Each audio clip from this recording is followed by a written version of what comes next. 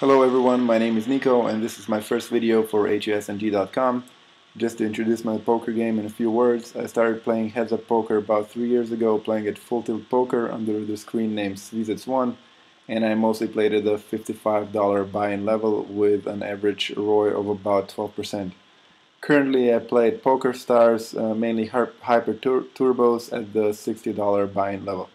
Today I'm going to go with you through a few games I played at Stars, and I hope they will help you be successful at the tables. Okay guys, this is the first game that I played, and I will try to lead you through the thought process that goes on in my head while I play.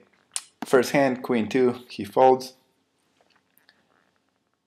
We get Ace King and a mini raise. I like to mini raise most of my hands pre-flop, any ace, any face card, all suited cards, connectors, and pocket pairs. So this is probably like 70 to 80% of my hands.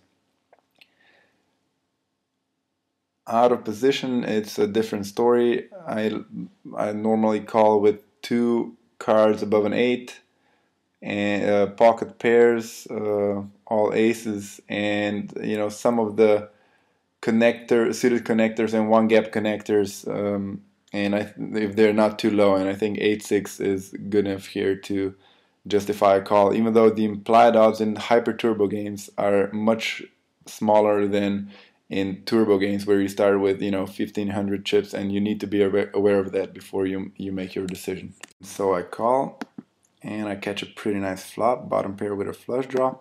The fact that he didn't bet after the flop makes me think that I'm ahead in this hand, because any pair he should have protected, because it's a very dangerous looking flop. So I bet have the pot here to cash in on any straight draws or overcards he might be holding and calling with.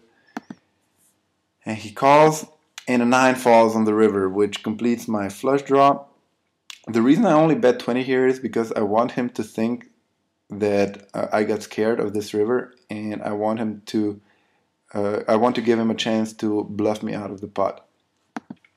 He only calls here, and he shows ace 9, and so my bet actually ended up being a value bet after all. Queen 7, I raise, and he folds. And this is what I was talking about. King 8 is two cards above an 8, and this is a good enough hand to call out of position. And we catch bottom pair again. He bets 40. He makes a continuation bet and bets half the pot. Continuation bets have become so common in poker that obviously I can't get scared of it. But I wouldn't like raising here, because if I raise and he calls me, I don't know if he's calling me, with a better hand, or with any number of possible draws that are possible on a flop like this. So this is why I just flat call him. I check again on the turn, and he checks behind me, which makes me think that I'm ahead, because if he had a queen or a jack, most players would double barrel it, and so I think I'm good here with my king 8. But I decide to check the river. The reason that I check the river is because if I bet here, the only hand that he would call me with is a hand that beats me. So in case he didn't bet his queen or jack after the turn, he is going to call here, and if obviously if he doesn't have anything, he'll fold. So the only way for me to get more money into this pot is by checking and hoping he tries to make a move on the river. He checks behind and shows 6-10. So I raise here with queen 10, and he folds. And he moves all in. About 10 to 12 big blinds is usually the area where players like to consider moving all in, and obviously my 7-8 here is nowhere near good enough to call. I get 7-8 in position, and typically at the beginning of the game, it's a connector, I wouldn't mind raising with it, but here I want to know if he's in hyper aggressive mode. And it often happens that weaker players, once they break the psychological barrier of going all in once, they are more likely to go all in again. For the stronger players, this is not necessarily so, because a stronger player knows that once he goes all in, if he goes all in the second time, it might raise some suspicion. So he actually needs a better hand the second time. In any case, my 7-8 here is again not good enough, so I just fold. 3-6, he folds. 3-10. And I fold. There are two reasons that I fold here. One is that I don't want to give him another chance to move all in and take the pot away from me.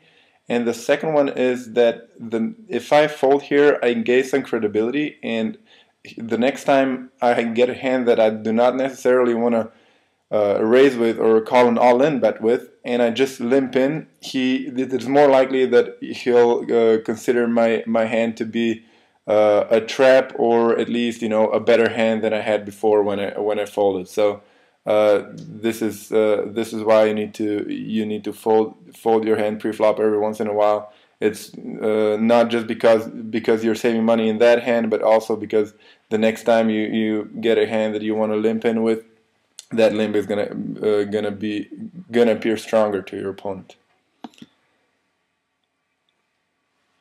Ace King. Here is the 40, and I'm obviously raising here. It wouldn't be wrong to just go all in, but Ace King is such a strong hand, and I'm gonna be a favorite to win the pot with most of the flops. So I just try to get some more of his chips into the middle, and he folds. 9-2, and this is a hand I was talking about before. 9-2 is a hand that in position I don't really mind playing it, and I got 2 diamonds, and I'm even more importantly, I'm in position. And here I want him not to go all in, and the fact that I folded my previous hand when I was in position makes it more likely that he's gonna check here, which he does, and I catch a very nice flop.